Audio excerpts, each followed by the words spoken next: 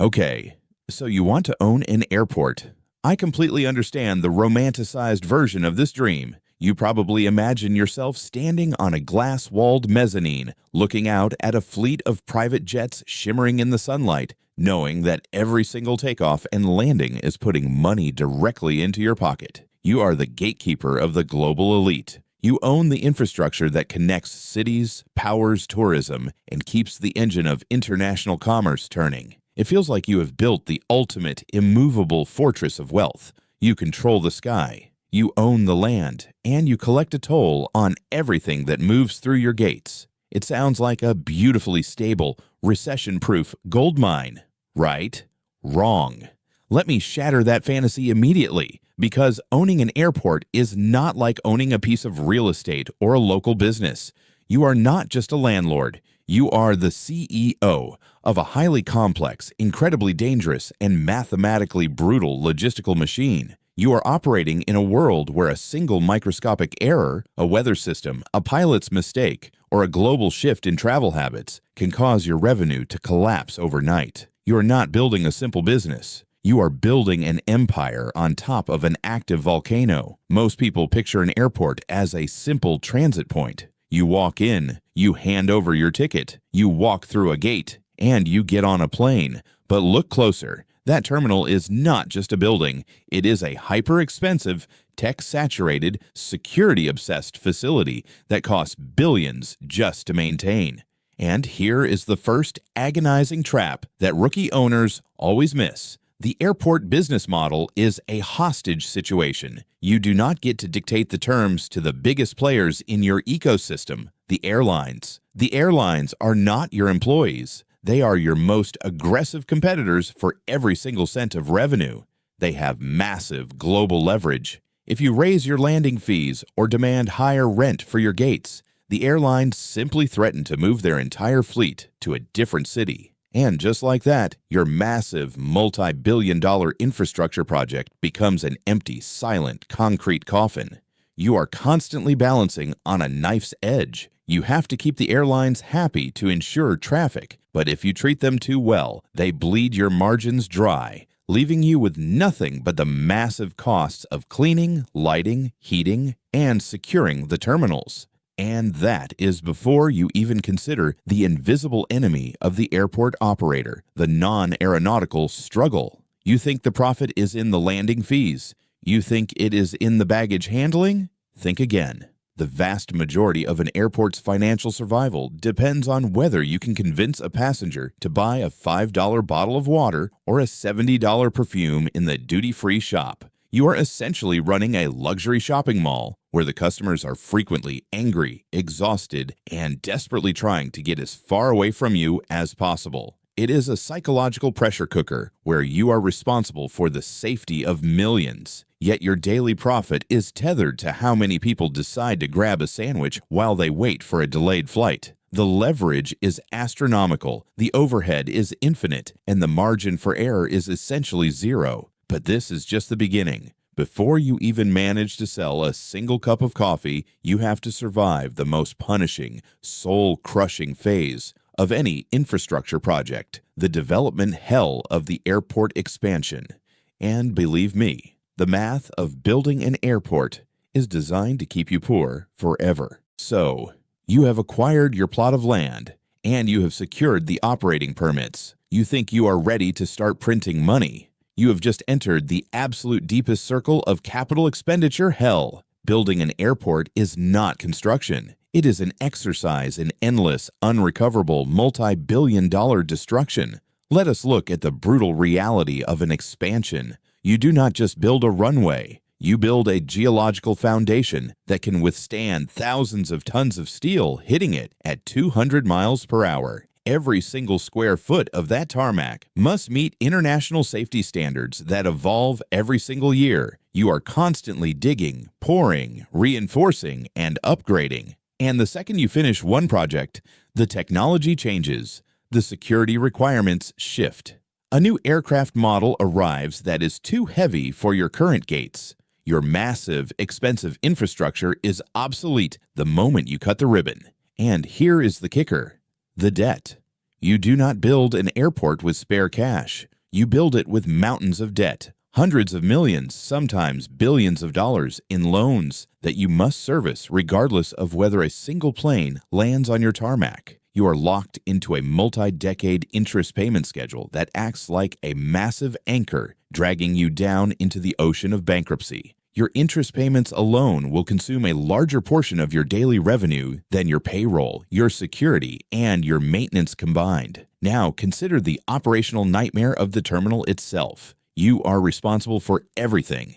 The HVAC system for a building the size of a small city, the massive integrated baggage systems that are essentially high-speed roller coasters for luggage, the endless exhausting security checkpoints that the government mandates, but you must pay to facilitate. Every time a new regulation comes down from the federal authorities, you are the one who has to tear down walls, install new scanners, and hire more staff to handle the flow. You are essentially building and rebuilding a house while people are living in it. And if you fail, the entire national economy complains about the delay. And don't forget the environmental cost. You are a massive producer of noise, carbon, and light pollution.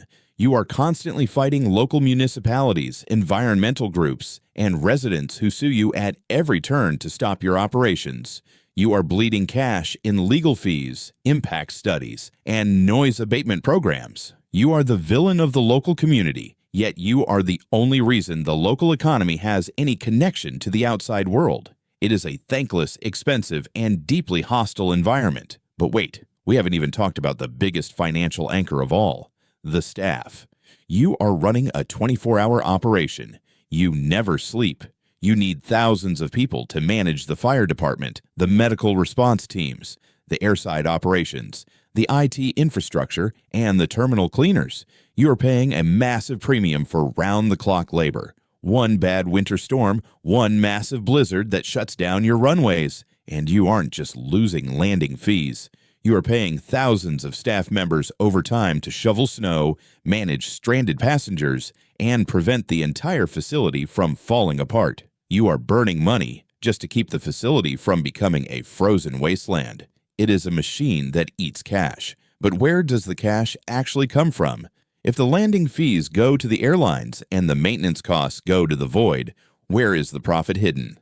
That is the secret. And it is a game that is becoming increasingly dangerous in our new economic era. Let's look at the financial architecture of the modern airport. If the core business of landing planes is a break-even game, how do the mega airports of the world justify their existence? They are playing a completely different game called the airport city model. They are shifting the focus from aeronautical revenue, the fees charged to planes, to non-aeronautical revenue, the retail, the parking, the real estate, and the digital services. You aren't just an airport operator anymore. You are a landlord on a global scale. You are aggressively monetizing the captive audience.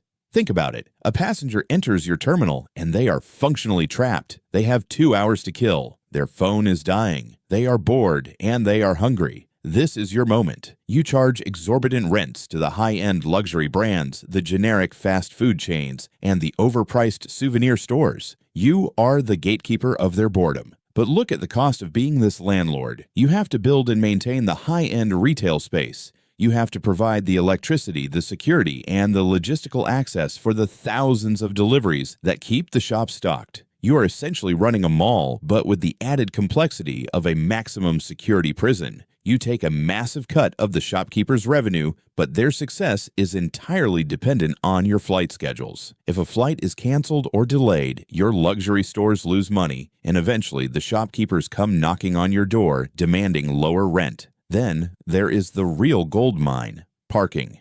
It sounds boring, right? But parking is often the single most profitable part of the entire airport operation. You are taking empty land, painting lines on it, and charging people a premium to leave their vehicles while they travel. You have zero inventory costs, zero manufacturing, and zero risk. It is pure, high-margin, automated profit. But even this has a limit. With the rise of ride-sharing services like Uber and Lyft, your parking revenue is being attacked from the outside. People are parking at home and using an app to get to you. You're losing your most reliable profit center, and now you have to find ways to tax the ride-sharing companies just to keep your margins where they were. And the digital layer? You are trying to capture their data, you are creating loyalty programs, selling Wi-Fi, and pushing push notifications to their phones, hoping to sell them a lounge pass or an extra seat upgrade. You are trying to become a digital travel agent, an insurance provider, and a concierge service all at once. You are diversifying, but you are also adding layer upon layer of technological risk. This model relies on one massive, dangerous assumption, that the volume of passengers will continue to grow forever.